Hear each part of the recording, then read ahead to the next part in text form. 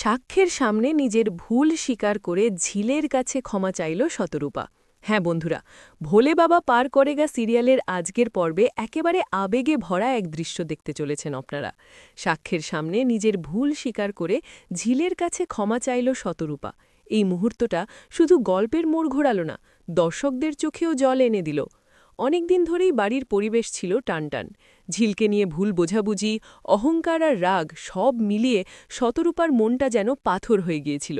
নিজের ভুল মানতে সে কখনোই প্রস্তুত ছিল না, কিন্তু সময় আর পরিস্থিতি মানুষকে বদলাতে বাধ্য করে। আজকের পর্বে সেই বদলটাই আমরা স্পষ্টভাবে দেখতে পাই। ঘরের সবাই যখন উপস্থিত, তখন সাক্ষ্য ঝিলের পাশে দাঁড়িয়ে সত্যের পক্ষে কথা বলে। সে পরিষ্কার জানিয়ে দেয়, ঝিল কখনোই ইচ্ছে করে কারো ক্ষতি করেনি, তার সরলতা আর ভালোবাসাকেই সবাই ভুলভাবে বিচার করেছে। সাক্ষ্যের এই দৃঢ় অবস্থান শতরূপার মনে গভীরভাবে আঘাত করে।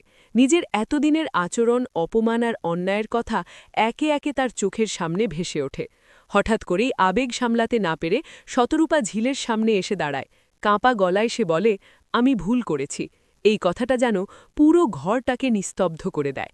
এরপরই সে ঝিলের কাছে ক্ষমা চায়, নিজের অহংকার ভেঙে ফেলে।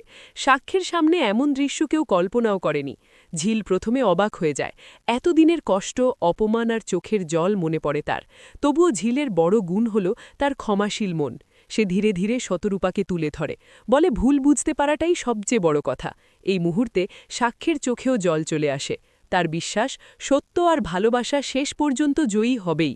এই ঘটনায় বাড়ির পরিবেশও বদলে যেতে শুরু করে। যেসব মানুষ এতদিন চুপ করেছিল, তারাও বুঝতে পারে সত্যের মূল্য কতটা। শতরূপার এই ক্ষমা প্রার্থনা শুধু ঝিলের জন্য নয়, পুরো পরিবারের জন্য এক নতুন শুরু এনে দেয়। আজকের পর্ব প্রমাণ করে দেয়, অহংকার যত বড়ই হোক, সত্য আর ভালোবাসার কাছে হার মানতেই হয়। সামনে গল্প কোন দিকে যাবে, শতরূপার এই বদল কতটা স্থায়ী হবে, আর ঝিল সাক্ষ্যের সম্পর্ক কি আরও শক্ত হবে, সব জানার জন্য চোখ রাখুন পরের পর্বে।